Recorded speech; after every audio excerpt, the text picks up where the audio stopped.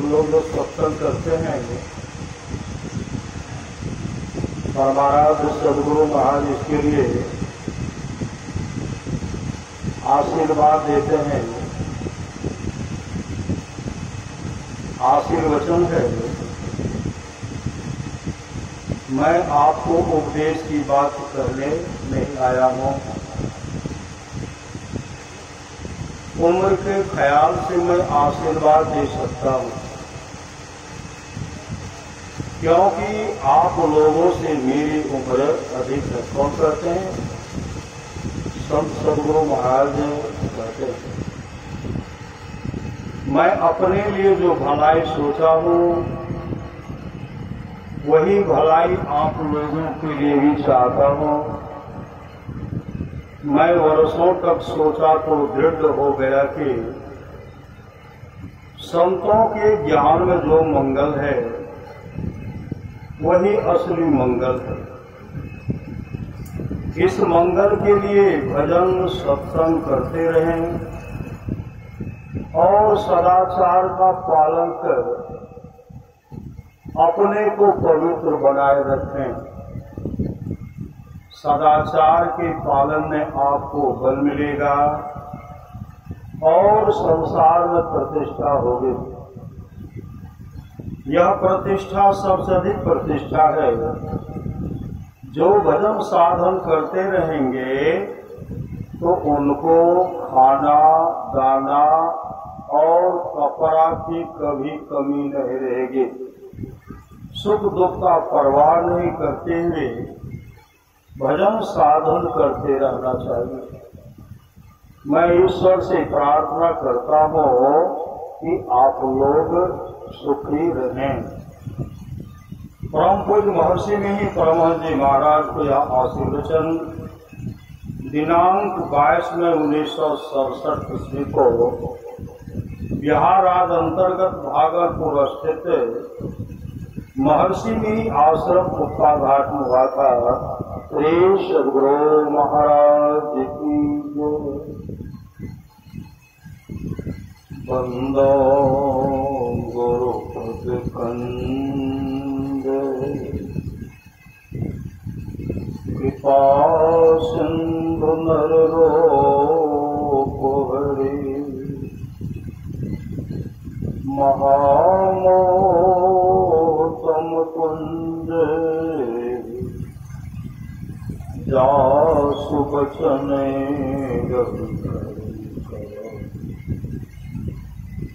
धन्य धन्य सतगुरु सुखदायक महिमा कहीं न जाए। जो कुछ कहो तुम्हारी कृपा मौतें कछु न हो बसाए। अव्यक्त रूप में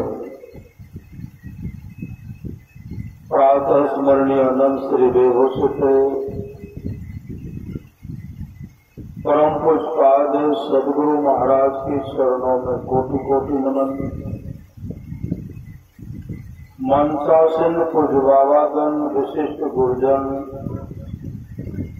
उपस्थित सत्संग प्रेम महानुभावों, माताओं एवं बहनों, सभी के अंदर में बैठे हुए परमात्मा को कोटि कोटि नमन। महापुरुष की वाणी है, मनुष्य जीवन की सफलता भगवत प्राप्ति में है। यह तन बार बार मिलने को नहीं है, इसलिए आगे की यात्रा के लिए अभी से भगवत भजन रूपी धन संग्रह करो। संत कबीर साहब ने कहने की कृपा की,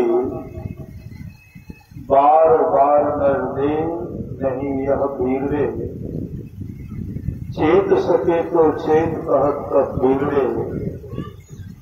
कबीर सोई धन संचय जो आगे का हो। माथ चढ़ाए गांठरी जातन देखा कोय, करिए नित सत्संग को बाधा सकल मिटाए, यह अवसर फिर ना मिले दुर्लभ नरकता है। अमर मुनि का उपदेश है, 100 काम को छोड़कर स्नान करना चाहिए, 1000 काम को छोड़कर के भोजन करना चाहिए, 1,00,000 काम को छोड़कर के सत्संग करना चाहिए, करोड़ों काम को छोड़कर के अपने जीवन के बागडोर को संत सद्गुरु के हवाले करना चाहिए। भगवान श्री कृष्ण की अमृत का वाणी है, निष्पाप उद्धव जी, कोई कितना भी अश्वमेध यज्ञ कर ले, कृष्ण चंद्रायण आदि आदि व्रत कर ले, उसके द्वारा मैं सुलभता से प्राप्त नहीं होता।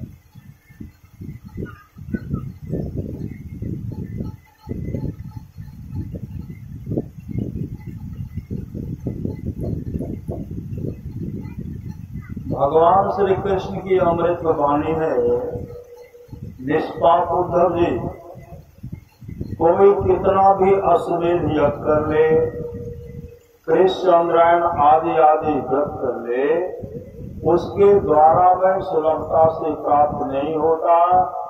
बस एक सत्संग ऐसा जरिया है जिसके द्वारा वह सुलभता से प्राप्त हो जाता, उस भक्त के वश में हो जाता और उस भक्त का परम कल्याण हो जाता।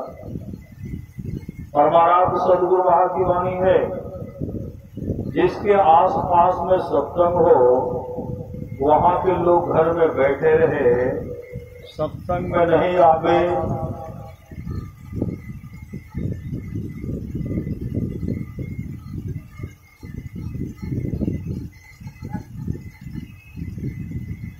जिसके आस पास में सत्संग हो,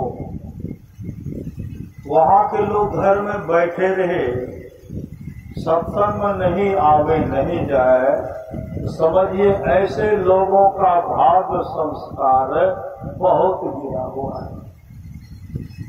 पुनः सद्गुरु महाराज कहते, थोड़ा सा भी सत्संग करो बड़ा लाभ होता है, थोड़ा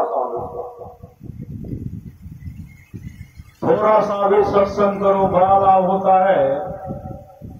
जितना लाभ की बहुत धन के मिलने, बहुत विद्या के पढ़ने से नहीं होता, उतना लाभ सत्संग से होता है। नित्य नियमित ढंग से सत्संग करो और सत्संग से खाली कोई मत करो। अभी अमृत की वर्षा हुई, अध्यात्म ग्रंथ का सार सार ज्ञान कर दिया। जिसको याद रहा उसको अमृत मिला, जिसको याद नहीं रहा उसने अमृत को खो दिया। पुनः सद्गुरु महाराज कहते हैं,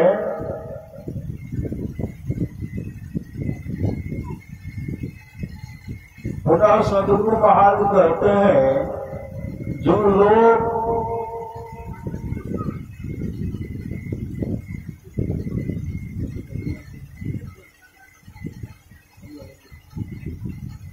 पुनः सद्गुरु महाराज कहते हैं, जो लोग बहुत दिनों से सत्संग करते आ रहे हैं, अभी कर रहे हैं, आगे भी करेंगे, वे सभी महासुख के भागी होंगे, महासुख के भागी।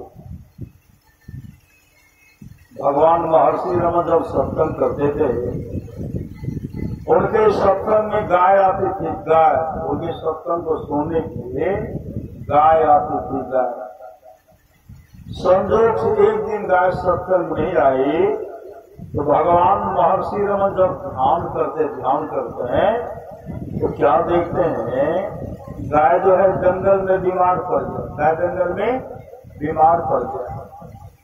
सत्संग के बाद भगवान महर्षि रमन घनघोर जंगल को चल पड़े। जब घनघोर जंगल को जाते हैं तो देखते हैं गाय अपने गुरुदेव को देख करके रोने लगी, आंसू बहाने, गाय रोने लगी। भगवान महर्षि रमण कहते, गौ मां आज तुम सत्संग में क्यों नहीं गए? तो गाय रोकर कहने लगी, गुरुदेव क्या करो, आज मेरे शरीर में बुखार है, कष्ट है, पीड़ा है, इसलिए मैं सत्संग में नहीं जा पाई। तो भगवान महर्षि रमण कहते, गौ मां वो तो तुम्हारे शरीर में जो कष्ट है, पीड़ा है, बुखार है, सबको दूर कर दो। तो गाय रो कर कहने, गुरुदेव अब इस शरीर में रहने की इच्छा और लालसा नहीं, अब इस शरीर में रहने की इच्छा और लालसा नहीं। आपके पास जो जाकर मैं बराबर आपके पास जाते थे, आपका दर्शन करते थे और सत्संग जो सुनते थे, उस पुण्य के चलते अब इस शरीर को प्रत्याग करो, प्रत्याग करके दिव्य रूप धारण करोगे। विष्णु लोक से विमान आने वाला है, उस विमान पर बैठकर विष्णु लोक को चले जाओगे और भगवान विष्णु के चरण के अधिकारी बन जाओगे। उसी समय गाय अपने गुरुदेव के सामने शरीर को परित्याग करती है, दिव्य रूप धारण करती है, विष्णु लोक से विमान आता है, भगवान विष्णु के पास आए और उनको विमान पर बैठा करके हरि कीर्तन करते हुए वैकुंठ लोक लेके चले गए और भगवान विष्णु के चरण के अधिकारी बन गए। यह सब तक है। भगवान शिव कहते हैं, गिरजा संत समागम समन लाभ कशुआन अभिन्न हरि कृपा न हो सो गावही वे पुराण। हे गिरजा, संतों की संगति के समान दूसरा लाभ नहीं है। संतों की संगति, जिसको जीवन में मिला सत्संग है, उसको हर घड़ी आनंद ही आनंद है। भगवान शिव कहते, धन्य घड़ी सोई जब सत्संगा, धन्य जन्म दुज भगति अभंगा, राम कथा के तेज अधिकारी, जिनके सत्संगति अति प्यारी। काव्य सुनी और गरुड़ जी का संवाद है, सत्संगति दुर्लभ संसारा निर्षदंड भरी।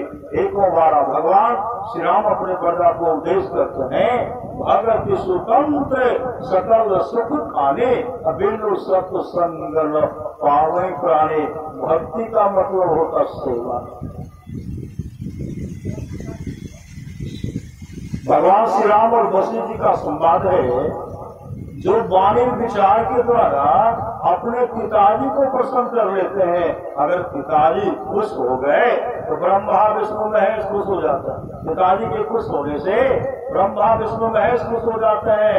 जो वाणी विचार के द्वारा अपने माँ को प्रसन्न कर लेते हैं, अगर माँ खुश हो गई, लक्ष्मी सरस्वती पार्वती जी खुश हो जाती है।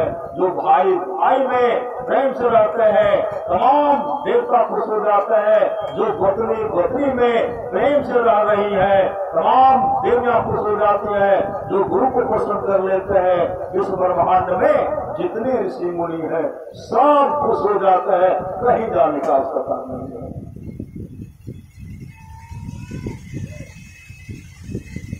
सुन रहे थे, सूर्य समझ रहे जन मोदित मन, मध्य ही अति अनुराग है, अल्लाह ही चार फल अछत नो। साधु समाज किया, जो साधु समाज में उपदेशों को आनंद मन से सुनकर समझते हैं, वे मानो प्रेम के साथ गंगा में स्नान करते हैं और वे इससे चारों फल अर्थ धर्म काम और मोक्ष शरीर रहते पा लेते हैं। इनको यह लाभ होता है जो सत्संग सुनते हैं। दूधकारी सत्संग सुने जो प्रेत जोनि को प्राप्त होगा। श्रीमद्भागवत महापुराण में आया है, दूधकारी प्रेत बन गए थे और जब वो सत्संग सुने ना, 7 दिन तक सत्संग सुने, वैकुंठ धाम को चले गए। ये सत्संग का फल है। राजा परीक्षित को तक्षक दंश करने वाला, 7वें दिन जब मृत्यु होती, अधोगति को चले जाते, जब सामर्थ्यवान सदगुरु सुखदेव मुनि मिले, वहां बैठकर जब 7 दिन तक सत्संग सुने, वो राजा परीक्षित वैकुंठ लोक को चले गए। इस सत्संग का फल है। इसलिए सुनी समझहि जन मुदित मनो, मज्जहि अति अनुराग, लहहि चारि फल, अक्षत कनो साधु समाज त्याग। जो साधु समाज में उपदेशों को आनंद मन से सुनकर समझते हैं, वे मानो प्रयाग में अधिक प्रेम के साथ स्नान करते हैं और इसके चारों फल अर्थ, धर्म, काम और मोक्ष शरीर के पाल लेते हैं। मज्जन फल देखे तत्काला, अक्कार को हुए टिक बतौर मराला, सुनिया शरद करे जन कोई, सत्संगति महिमा नहीं वही। इसलिए सत्संग की बहुत बड़ी आवश्यकता है। करिए नित सत्संग को, बाधा सकल मिटा, यह अवसर फिर ना मिले, दुर्लभ सत्संग है। भगवान बुद्ध सत्संग कर रहे थे, आप लोग जानते होंगे, हम पर लाया। भगवान बुद्ध सत्संग कर रहे थे। एक ब्राह्मणी अपने इकलौता पुत्र को लेते गए। ब्राह्मणी जब प्रणाम करते हैं तो भगवान बुद्ध उनको आशीर्वाद दिए।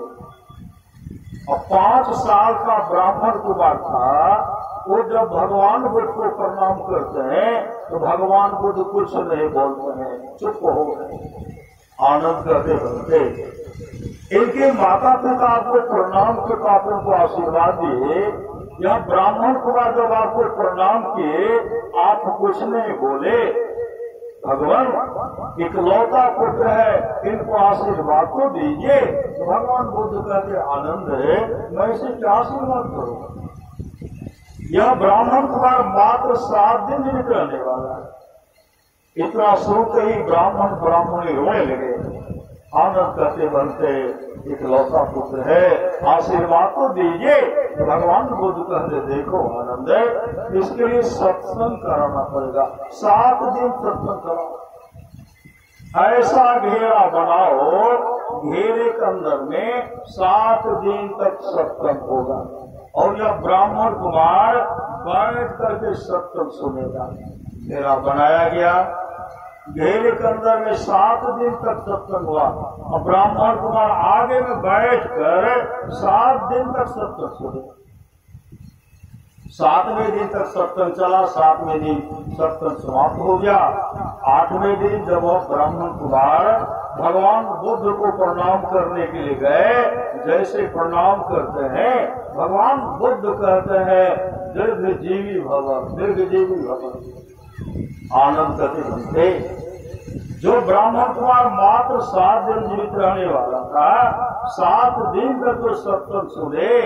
आज जो आपको प्रणाम किए, आप उनको आशीर्वाद देते हैं कि दीर्घजीवी बाबा। यह ब्राह्मण कुमार कितने वर्ष जीवित रहेगा? भगवान बुद्ध कहते हैं 120 वर्ष, 120 वर्ष। जो बाप दवा से हो सके वो बाप दवा से होती है। कामिल मुर्शिद मिल जाए तो बात खुदा से होती है। सुन लेते सुनी समझ रहे जन मुदित मन, मज्जहि अति अनुराग, लहहि चारि फल, अक्षत कनो साधु समाज कल्याण। आप लोग जानते होंगे सेठ अनाथ पिंडक, उनको एक ही पुत्र था जिसका नाम था काल। काल बहुत लंपट था, अपने पिताजी की आज्ञा का पालन नहीं करता था, अपने घर के सामान को चुरा लेता था। अपने घर इकलौता पुत्र है, धन किसका होगा? उसी पुत्र का न होगा, चुरा लेते। साथी के साथ आकर के खर्चा कर देते, लंपट था।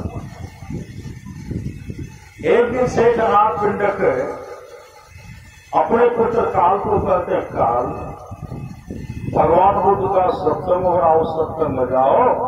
तो काल कहते हमको सत्संग से कुछ लेना देना नहीं है, हम सत्संग में नहीं जाएंगे। सेठ अनाथ पिंडक कहते हैं आज अगर तुम सत्संग में जाओगे तुमको 100 कासापन देंगे, 100 कासापन। लालची काशापन का नाम सुनते ही कहते तब तो मैं जाऊंगा, 100 काशापन का गट्ठर अलग रख दीजिए, हमको दे दीजिए। सामने में 100 काशापन का गट्ठर लिए तब गए सत्संग में, और सत्संग गए तो सबसे पीछे बैठे खुट्टा का सहारा लेकर। भगवान बुद्ध प्रवचन कर रहे थे, अकाल खुट्टा का सहारा लिए बैठे हुए थे, गहरी नींद में सो गए। भगवान बुद्ध का प्रवचन हो रहा है, बीच में कान उड़ते हैं, उठ करके चल दिए। कई गांव घूमते घूमते दूसरे दिन घर आए। जब घर पहुंचे सेठ अनाथ पिंडक कहते हैं, पुत्र कल तुम सत्संग में गया था, कहाँ पिताजी? कहते हैं कल क्या सब प्रवचन तुम सुना? भगवान बुद्ध का क्या सब प्रवचन हुआ, प्रवचन तुम सुनाओ। काल कहते हैं पिताजी आप हमको सत्संग सुनने के लिए कहाँ गए थे? आपने कहा जाओ तो हम गए तो सबसे पीछे बैठे खुट्टा का सहारा लेकर के गए। गहरी नींद में सो गए, बीच में नींद टूटी, कई गांव भ्रमण करते अभी तो आ रहा। सेठ अनाथ पिंडक कहते हैं आज तुम फिर सत्संग में जाओ। काल कहते अब नहीं जाएंगे। सेठ अनाथ पिंडक कहते हैं आज अगर तुम सत्संग में जाओगे तुमको 1000 काशापन देंगे। 1000 का नाम सुनते ही था लालची ना, आ जाऊंगा सत्संग में, 1000 काशापन दीजिएगा। कहाँ? तब तो जाऊंगा, 100 काशापन का गट्ठर अलग कर दीजिए, पहले हमको दे दीजिए। सामने में 1000 काशापन का गट्ठर अलग करवाया। और जब सत्संग में जाने लगे सेठ अनाथ पिंडक कहते हैं काल आज हम तुमको 1000 काशापन दिए। आज भगवान बुद्ध का जो प्रवचन होगा वह प्रवचन सुन करके सुनाना पड़ेगा। उसी समय काल हाँ भर देते हैं और हाँ भरते हुए कहते पिताजी आज मैं सत्संग में सबसे पहले जाऊंगा और सबसे आगे बैठूंगा। भगवान बुद्ध का जो प्रवचन होगा वह प्रवचन सुन करके सुनाऊंगा। सबसे पहले गए, आगे बैठे, एक तक भगवान बुद्ध को देख रहे, आज गुरु को देख रहे हैं, एक तक भगवान बुद्ध को देख रहे हैं।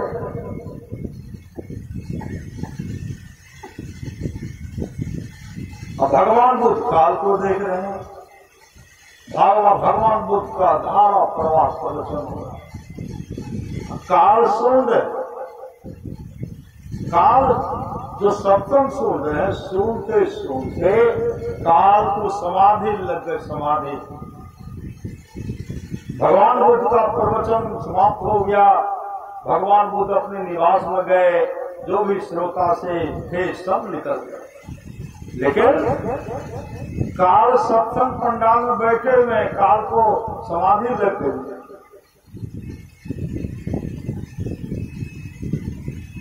काफी देर हो गया, काफी रात हो गई। रात अभी तक काल घर पहुंचे भी नहीं, काल अभी तक घर पहुंचे भी नहीं। सेठ अनाथ पिंडक मन में विचार करते हैं मेरा पुत्र काल अभी तक सत्संग से नहीं आया है। मेरा पुत्र काल को क्या हो गया जो अभी तक सत्संग से नहीं आया है? मेरे पुत्र को क्या हो गया? यह मन में जो विचार कर रहे हैं तो भगवान बुद्ध ध्यान में बैठे बैठे उनके मन की बात हो जाती है। भगवान बुद्ध सत्संग पंडाल में आते हैं तो देखते हैं काल को समाधि लग गई, काल को समाधि लग गई। भगवान बुद्ध वहां पहुंचे और उनके पीठ को थपथपाते हुए कहते हैं पुत्र काल उठो, तुम्हारा पिताजी तुम्हारा इंतजार कर रहे हैं। काल जब आंख खोलते हैं तो सामने में सदगुरु को देखते हैं, चरण में लिपटे। भगवान बुद्ध आगे आगे पीछे पीछे काल सेठ अनाथ पिंडक के घर पर गए। वहां गए तो भोजन का व्यवस्था किया गया। दोनों एक ही जगह बैठ करके आज भोजन कर रहे हैं। काल न इधर देखता है न उधर देखता है, आंख बंद किए हुए हैं, अब थाली से भोजन लेते हैं, खाते हैं, आंख बंद। शेषनाथ पिंडक भगवान बुद्ध से कहते बनते, कल जब तक काल कासापन लिया नहीं तब तक सत्य में गया नहीं। आज तो 1000 कासापन का गट्ठर रखा हुआ है, लेना तो दो रहा। आज मेरा पुत्र काल उस गट्ठर को देखता तक भी नहीं है। बनते, मेरे पुत्र काल को क्या हो गया? मेरे पुत्र काल को किनकी आंखें लग गई? मेरे पुत्र काल को किनकी नजर लग गई? बनते, मेरे पुत्र काल को ठीक कर दीजिए। उसी समय भगवान बुद्ध कहते हैं, शेर जी, आज आपके पुत्र काल को किसी की आंखें नहीं लगी है, आपके पुत्र काल को किसी की नजर नहीं लगी है। आज आपके पुत्र काल को उस सुख की प्राप्ति हो गई है जिस सुख के सामने सम्राट का पद भी तुच्छ है, तुच्छ है, तुच्छ है। सम्राट के पद से भी आगे का सुख है, और इंद्रलोक के सुख से भी आगे का सुख, और ब्रह्मलोक के सुख से भी आगे का सुख है। आपके पुत्र काल को प्राप्त हो गया है। काल जब आंख खोलते हैं, काल का मुखाकृति मुखमंडल चमक रहा था। आज काल अपने आत्मस्वरूप का दर्शन कर लेते, जो अपने आत्मस्वरूप का दर्शन कर लेते हैं, संसार का तमाम सुख है, तमाम वैभव उस सुख के सामने तुच्छ है, तुच्छ है। जो अपने आत्मस्वरूप का दर्शन कर लेते हैं, वो परमात्मा को प्राप्त कर लेते हैं, वो मोक्ष को प्राप्त कर लेते हैं। हे शिवजी, आज आपके पुत्र काल के सामने तीनों लोक की संपदा जो है तुच्छ है, तुच्छ है, तुच्छ है। काल आंख खोलते हैं, काल का मुखाकृति मुखमंडल चमक रहा था। महाराज संहार करते हैं, नित्य प्रति सत्संग कर ले प्यारा, तेरा काल सही सारा, सार काल को निर्णय करके घर चेतन धारा पिंड के पारा, दसम द्वारे का ज्योति जग जावे, अति सुख पावे, शब्द सहारे का लख बिंदु नाद त्रय वंदे के, सुरो सुरो में ही ब्रह्मनाद का धरो सहारा, आपन तन में ही निज तन में को सज्जन, बाहर न खोजना, अपने ही घट में हरि है, अपने ही घट में परमात्मा है, कहीं बाहर भटकने की आवश्यकता है। संत कबीर ने कहा, मौको कहाँ ढूंढे बंदे, मैं तो तेरे पास में, ना मैं मंदिर ना मैं मस्जिद ना कावे कैलाश में, खोजी हो तो तुरंत मिली है पल भर के, तलाश में कहीं जाने की आवश्यकता नहीं है। और महाराज महाराज की वाणी है, परिवार के साथ रह करके भक्ति कीजिए। परिवार के साथ रहकर जो भक्ति करते हैं वह सोलहन्नी मर्द है, सोलहन्नी मर्द है, सोलहन्नी मर्द है। हर बात को भूलो भले, और माँ बाप को मत भूलना, उपकार इनके लाखों हैं, इस बात को मत भूलना। आप लोग जानते होंगे, कांची नरेश राजा चौल, एक दिन की बात है, कांची नरेश राजा से कार्तिक महात्मा आया है। राजा चौल भगवान विष्णु के मंदिर पहुंचते। जब भगवान विष्णु के मंदिर पहुंचे, देखते हैं भगवान विष्णु का बहुत सुंदर पावन विग्रह मूर्ति है। राजा साहब गए थे सज धज के, साथ में बड़े बड़े विद्वान पंडित सब हैं, सिपाही सब हैं, प्रजागल सब हैं, और मुदगल ऋषि भी साथ हैं। मंदिर जैसे पहुंचते हैं ना, तो भगवान विष्णु के चरण पर चढ़ावा चढ़ाए। क्या चढ़ाए? सोना चांदी हीरा जवाहरात चढ़ाए। आंख बंद करके फूलों ने समारे हैं, मैं तो भगवान को सोना चांदी हीरा जवाहरात चढ़ाया, और मन में एकदम मगन हो रहे। उसी समय एक गरीब भक्त थे विष्णु का, भगवान को भाव के भूखे होते, भगवान भाव के भूखे होते हैं। एक गरीब भक्त विष्णुदास जैसे मंदिर पहुंचते, वो बराबर सत्संग करते, जैसे मंदिर पहुंचते हैं, फूल लेके गए थे, फूल लिए, भगवान विष्णु के चरण पर फूल चढ़ाए। राजा साहब के द्वारा जो चढ़ाया गया चढ़ा हुआ था, सब चढ़ोवा ढक गया। अब सोना चांदी हीरा जवाहरात दिखलाई नहीं पड़ा। राजा साहब जब आंख खोलते हैं तो देखते हैं मेरे चढ़ोवा का किसने अपमान किया। हमको सोना चांदी हीरा जवाहरात चढ़ाए थे और किसने फूल चढ़ाया। तो बगल मोड़ करके जैसे मुड़ते हैं एक दीनहीन एक फकीर थे, विष्णुदास बगल में खड़े ऐसे हाथ जोड़े। कांची ने इस राजा चौर जब देख उनको डांटने दो, काफी डांटे। तू मेरे बराबरी मंदिर में क्यों प्रवेश किया? मेरे बराबरी मंदिर में क्यों प्रवेश किया? डांट रहे हैं। वो भक्त कुछ नहीं बोल रहे। राजा साहब डांटते हैं, सिपाही डांटते हैं, मंत्री डांटते हैं, प्रजा सब डांटने लगे। और उसी समय विष्णुदास मंदिर से निकलते हैं। राजा साहब भी निकले। राजा साहब जब अपने राजमहल में आए तो कहते कल से हवन होगा, नाम धूम होगा, कीर्तन होगा मेरे राज दरबार में। बड़े बड़े विद्वान पंडितों को बुलाओ, ज्योतिषाचार्य को बुलाओ, नाम धूम नाम कीर्तन हो गया, हवन शुरू है, हवन हो रहा। विष्णुदास देखते हैं राजा के पास इतनी व्यवस्था है तो राजा साहब ये कर रहे हैं, हम तो गरीब भक्त ठहरे, हम भी अपने भगवान को अपने इष्ट को रोटी बना करके चढ़ाएंगे। रोटी बनाएंगे और वही रोटी भगवान को चढ़ाएंगे। विष्णुदास स्नान करके रोटी बनाए और रोटी बना करके फिर गया स्नान करने के लिए। जब स्नान करके आते हैं तो रोटी हो गई चोरी, रोटी चोरी। विष्णुदास कहते हैं हमको अपने भगवान को नहीं चढ़ा पाए, किसने मेरी रोटी चोरी कर ली। दूसरे दिन स्नान करके बनाए, फिर रोटी हो गए, स्नान करने के लिए फिर हो गई रोटी चोरी। छठे दिन तक रोटी चोरी हो गई।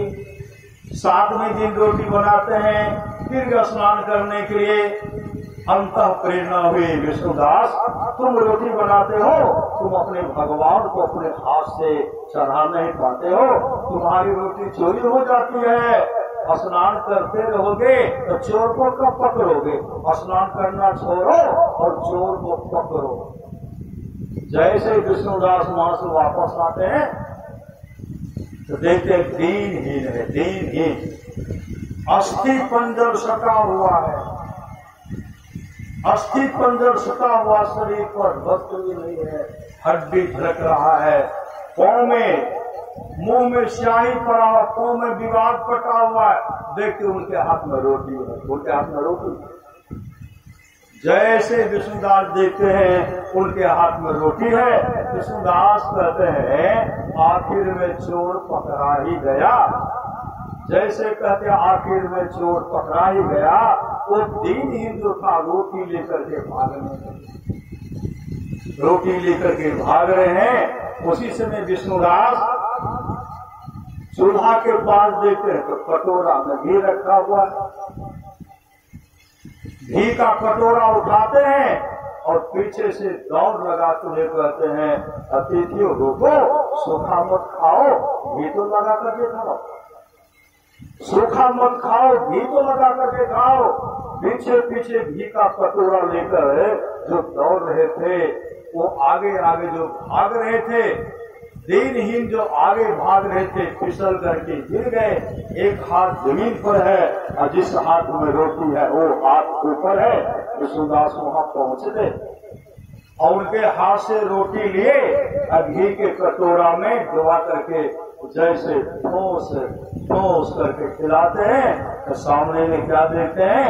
सामने में शंख चक्र गदा बंद रखा हुआ है और कोई दीनहीन कोई दूसरे नहीं थे, वो साक्षात भगवान विष्णु थे और भगवान विष्णु प्रकट हो गए और विष्णुदास को हृदय से लगाए। विष्णुदास को हृदय से लगाए। भगवान विष्णु का जो रूप स्वरूप था वही रूप स्वरूप भगवान विष्णु, विष्णुदास को भगवान विष्णु उनमें कोई अंतर नहीं रहा। वैकुंठ लोक से विमान आए, भगवान विष्णु के पार्षद आए, उस विमान पर बैठा करके एक बगल भगवान विष्णु हैं, एक बगल विष्णुदास हैं, और हरि कीर्तन करते हुए वैकुंठ लोक लेके चले गए और वैकुंठ लोक का प्रथम द्वारपाल बनाए। यह है श्रद्धा प्रेम। ये तो प्रेम की बात उठो, बंदगी तेरे बस की नहीं है। यहाँ श्रद्धे के होते सौदे, आशिकी इतनी सस्ती नहीं है। प्रेम वालों ने कब वक्त पूछा, उनकी पूजा में सुन बोले उठो। ये तो दम दम में होती है पूजा, सिर झुकाने की फुर्सत में। ये श्रद्धा प्रेम। जैसे विष्णुदास भगवान विष्णु का रूप धारण करते हैं, भगवान विष्णु का जो दर्शन उनको दिए, तो कांची मिश्र राजा चौल देख रहे, कांची मिश्र राजा चौल देख रहे थे और उनके मन में हो गया, बड़ा मैं नहीं, बड़ा तो विष्णुदास है। मेरे अंदर में तो अहंकार था, लेकिन हवन करना नहीं छोड़े, नाम धूम करना नहीं छोड़े। पता लगाए कि विष्णुदास को तो भगवान विष्णु दर्शन दे दिए, तो विष्णुदास पहले से करते क्या थे, तो पता लगाए विष्णुदास पहले से अपने जीवन के बादलों को संत सदगुरु के हवाले किए थे। वो दीक्षा लेकर के नाम का सुमरण करते थे, सत्संग नित्य और ध्यान नित्य करते थे। उसके चलते भगवान उन पर प्रसन्न हो गए, भगवान विष्णु को दर्शन दे दिए और भगवान विष्णु अपने वैकुंठ लोक लेके चले गए। तब कांची मिश्र राजा चौल वो भी भजन भेद लिए, दीक्षा लेकर के हो रहा सत्संग, तो ध्यान कर हवन हो रहा है। कई वर्ष बीत गया लेकिन दर्शन नहीं दिए। एक दिन कांची मिश्र राजा चौल कहते हैं, भक्त बड़ा मैं नहीं, भक्त तो बहुत बड़ा भक्त था विष्णुदास।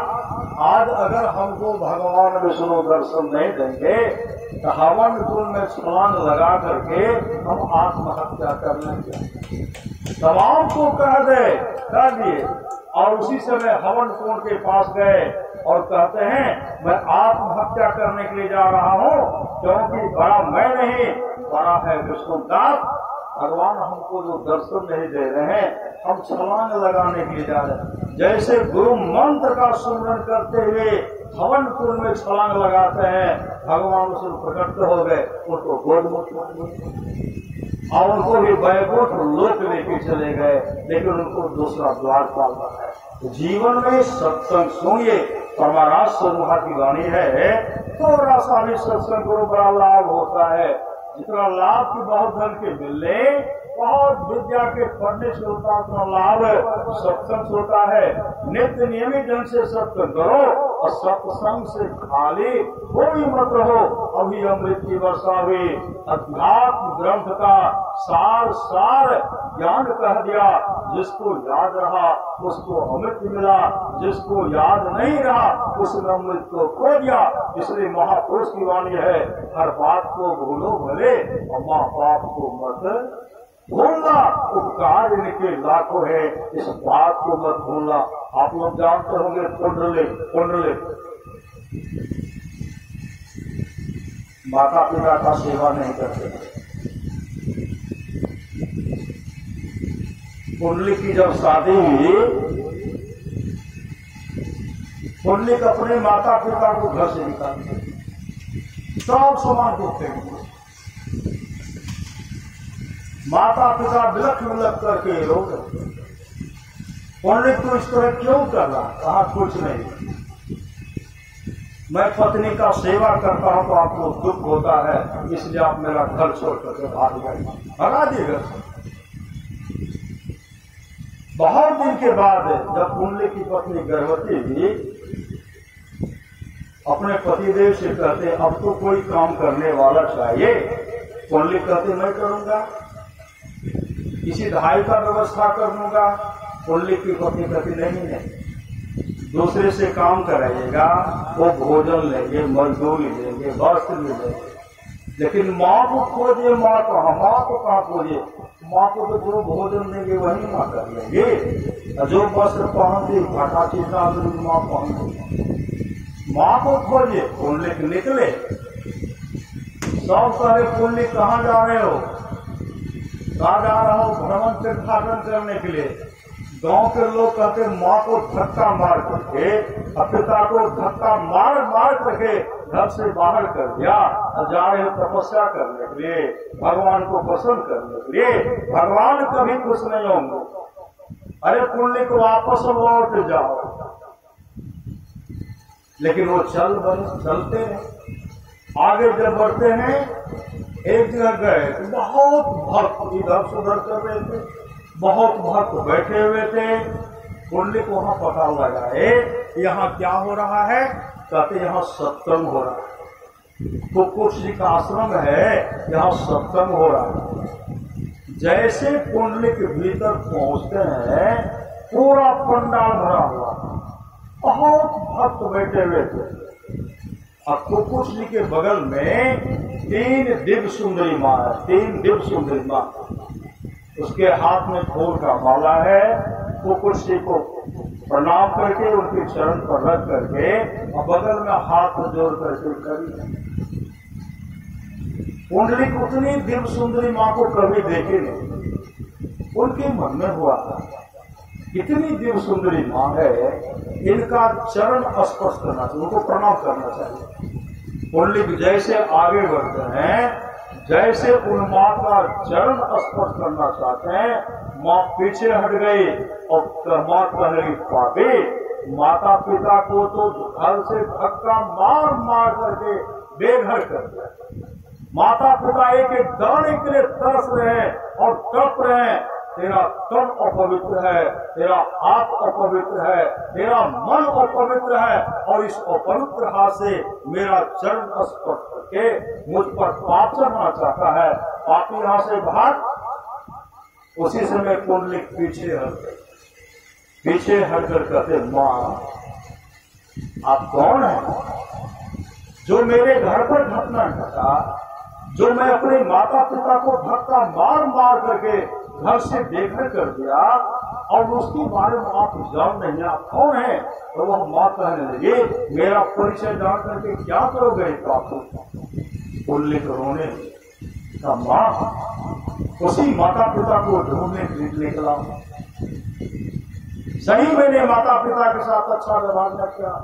जब कुंडली गिरगिरा करके रोने लगे और रोते हुए कहते, माँ आप अपना परिचय दे, माँ आप कौन है? तो वह माँ बोलने लगे, मैं साक्षात गंगा हो, वो यमुना है वो गोदावरी। कुंडली कहते, माँ आप गंगा यमुना गोदावरी सब तक आती है। उसी समय माँ गंगा कहने लगी, मैं आए तो क्या आई, इस सप्ताह में लक्ष्मी सरस्वती पार्वती जी आती हैं। इस सप्ताह में ब्रह्मा विष्णु महेश तक आते हैं। इस सप्ताह में 33 करोड़ देवी देवताएं आते हैं, और इस सप्ताह में जीवन मुक्त महापुरुष संत भी समाधि को छोड़कर चरित्र और सप्ताह के वचनों को सुनने के लिए आते हैं। मैं आज तो भी आया। तब उसी समय कहते, माँ मेरा उद्धार कैसे होगा? तब माँ गंगा कहने लगे, अगर उद्धार चाहते हो तो कुछ किसी से भजन दे लो, दीक्षा लो, और तुम्हारे माता पिता अमुक गांव के मंदिर में, उस मंदिर में जाकर के माता पिता का भरपूर सेवा करो। माँ के आंख से आंसू बहे, पिता के आंख से आंसू बहे तो सुख प्राप्त होगा। और यह कहे कि मेरा पुत्र बहुत अच्छा है।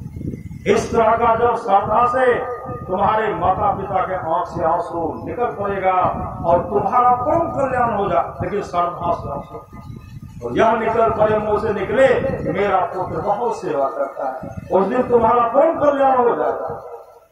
तब दीक्षा लिए, तब कुकुरसी से कहते, गुरुदेव मैं जा रहा हूँ अपने माता पिता को ढूंढने के लिए। कुकुरसी कहते, कुंडली अरे तू तो बहुत बड़ा भाग्यशाली है, तो तुम्हारे माता पिता भी तक जीवित हैं। अरे माता पिता साक्षात परमात्मा के तो लोग। और कुंडली जाओ, जब तक मेरे माता पिता जीवित रहे मेरे माता पिता को भरपूर सेवा किया। जब मेरे माता पिता को संसार से चल बसे, यहाँ पौंडहटपुर में आकर के सत्संग भजन कर रहा हूँ। जाओ तुम्हारे माता पिता वहाँ हैं, भरपूर सेवा करो, और उनके आंख से आंसू बहे तो सुख का आंसू। उसी समय नाम का सुमरन करते हुए माँ माँ माँ माँ का रट लगा, माँ पिताजी माँ पिताजी का रट लगाते हुए जैसे मंदिर पहुंचते हैं, पुंडलिक की माँ को है पुंडलिक पुंडलिक पुंडलिक पुंडलिक के पिताजी कहते किनका नाम ले रही हो? जो घर से बेघर कर दिया, धक्का मार करके बाहर कर दिया, उसको माँ पुंडलिक की माँ कहती है। जिस दिन मेरे पुंडलिक को ज्ञान होगा उस दिन मेरा पुंडलिक आएगा और पुंडलिक सेवा करेगा। उसी समय माँ कहती है पुंडलिक पुंडलिक पहुंच गए माँ माँ, अपने माता पिता के चरण में पड़ गए, रोते ही अपने माता पिता के चरण को धो डाले, माता पिता के चरण को धो डाले। उसी दिन से सेवा करने लगे। माता पिता को क्या चाहिए? फिर सदगुरु क्या चाहिए माता पिता को? तो डॉक्टर भी कहते हैं सुंदर सुंदर काजू किशमिश छोड़िए, रसगुल्ला छोड़िए। अब माता पिता को चाहिए सूखी रोटी, गीली साग और दूध मिले तो बड़का भात, बढ़िया से दूध दे दीजिए, माता पिता खुश हो जाए। समय पर पानी दीजिए, भोजन दीजिए, उनके आज्ञा का पालन कीजिए, पिताजी खुश हो जाएंगे, ब्रह्मा विष्णु महेश खुश हो जाएंगे, माँ खुश होगी, लक्ष्मी सरस्वती पार्वती जी खुश हो जाएंगे। कहीं नाम का अस्पताल में वह सेवा करें। समय पर स्नान कराना, समय पर जलपान कराना। माता पिता संधि उपासना करते थे, ध्यान भजन करते थे। माता पिता जब भोजन करके आराम करते थे तो पुंडलिक माता पिता के चरण को सहलाते रहते, ऐसे सहलाते सहलाते जब माता पिता सो जाते थे तब पुंडलिक नाम का सुमरण करते हुए वहां ध्यान करते। इसी तरह से भारत रह गए। कहते कब हो कि दीन दयाल की भुनक पड़ेगी, कहा इतने सेवारत हो गए। अब पुंडलिक क्या करते हैं, किवाड़ को बंद करके सेवा करते हैं। कोई आ जाए, जाड़े के समय में गर्म पानी का व्यवस्था करते थे, अग्नि का सेवन कराते थे, गर्मी में पंखा झेलते थे, किवाड़ बंद करके सेवा कर रहे हैं। एक दिन भगवान विट्ठल का पदार्पण हो गया। भगवान विट्ठल तो भगवान कृष्ण किवाड़ को खटखटाते हैं। पुंडलिक कहते हैं कौन है आप? भगवान विट्ठल कहते हैं, भगवान कृष्ण कहते हैं कोई मुझे विट्ठल कहते हैं, कोई पांडुरंगा कहते हैं, कोई मुझे कृष्ण कहते हैं, कोई मुझे गोविंद कहते हैं, मैं तो कृष्ण हूँ। तो पुंडलिक कहते कहाँ आए? तो भगवान कृष्ण कहते हैं हम आए हैं अपना दर्शन तुमको देने के लिए और तुम्हारा दर्शन करने के लिए हम आए। पुंडलिक कहते पहले तो आप नहीं आते थे, आज क्यों आए हैं? पहले तो आप नहीं आते थे, आज क्यों आए? उसी समय भगवान कृष्ण कहते हैं कि पहले मैं इसलिए नहीं आता था कि तुम माता पिता का सेवा नहीं करता, आज मैं इसलिए आया हूँ कि तुम माता पिता का सेवा कर रहे हो। जो माता पिता का सेवा करता है वह मेरा सेवा करता है। इसलिए पुंडलिक मैं वहां से आया हूँ, एक बार किवाड़ खोलो और तू मेरा दर्शन कर लो, एक बार तू अपना दर्शन दे दो। तो भगवान पुंडलिक कहते हैं जब आप माता पिता के सेवा से ही प्रसन्न होते हैं, श्री सदगुरु जब आप माता पिता के सेवा से ही प्रसन्न होते हैं, अधूरा सेवा का अधूरा सेवा कर, भरपूर सेवा करूंगा तब मैं आपके पास आऊंगा। तो भगवान कृष्ण कहते हैं तब तक मैं क्या करूं, तब तक मैं कहाँ रहूं? उसी समय पुंडलिक आधा टुकड़ा ईंट फेंकते हैं, कहते पैर पर खड़े रहिए, पैर पर खड़े रहिए, जब सेवा करके निकलूंगा तब आपके पास आऊंगा। एक पैर पर खड़े हैं, जब सेवा करके निकले भगवान कृष्ण दौड़ते हैं, उधर से पुंडलिक भी दौड़े, हृदय से लगा लिए। श्रेष्ठ हृदय से लगाए। भगवान कृष्ण कहते पुंडलिक मानो, आज तुम क्या मांगते हो? पुंडलिक कहते प्रभु हमें कुछ नहीं चाहिए, अगर आप देना ही चाहते हैं तो माता पिता के प्रति मेरा सेवा भाव बना रहे। माँ का सेवा करके, पिता का सेवा करके जब निकलो आपका मुझे दर्शन हो, यही वरदान और कुछ नहीं। तो भगवान कृष्ण कहते हैं तब तो मुझे यहीं रहना पड़ेगा। पुंडलिक कहते जहां भी रहिए, जब निकलो तो आपका दर्शन मुझे हो। आज भी पंढरपुर में भगवान कृष्ण पासवान के रूप में खड़े हैं अब पुंडलिक और कुकुटसी का समाधि मंदिर है। पुंडलिक और कुकुटसी अपने इष्ट को देखते हैं और भगवान कृष्ण अपने दोनों भक्त को देखते हैं और मोक्ष को प्राप्ति कहीं जाने का पता नहीं है। आज का सत्संग है कुंज कुमार न कुंज, बच्चा का जन्म है, जन्मदिन का सत्संग कुंज जी का जन्मदिन है। अभी सुन रहे थे मति की रति गति भूत भलाई, जब जही जतन जहां जही पाई, सो जानव सत्संग प्रभाव लोगों वेद अनुपाव तमाम चीजें आज तक जिस किसी को प्राप्त हुआ है सत्संग के प्रभाव सुबह जानना चाहिए। लोगों वेद में इसके मिलने का दूसरा कोई उपाय नहीं है। कुंज के दादा दादी तमाम सभी संबंधित सदगुरु तमाम आए हैं कि बच्चे का जीवन मंगलमय हो, उसके लिए सत्संग का आयोजन किया गया है। सदगुरु वहां से प्रार्थना करता है, सदगुरु बच्चे का जीवन मंगलमय हो, मति की रति गति भूत बनाए, जब ही जतन जहां जी पाए, सो जाना सत्संग प्रवाहो लोगों वेद पाओ। और हमारा सुबह की वाणी है, थोड़ा सा भी सत्संग करो, बड़ा लाभ होता है। जितना लाभ की बहुत धन के मिलने बहुत विद्या के प्रदेश में होता, उतना लाभ सत्संग से होता है।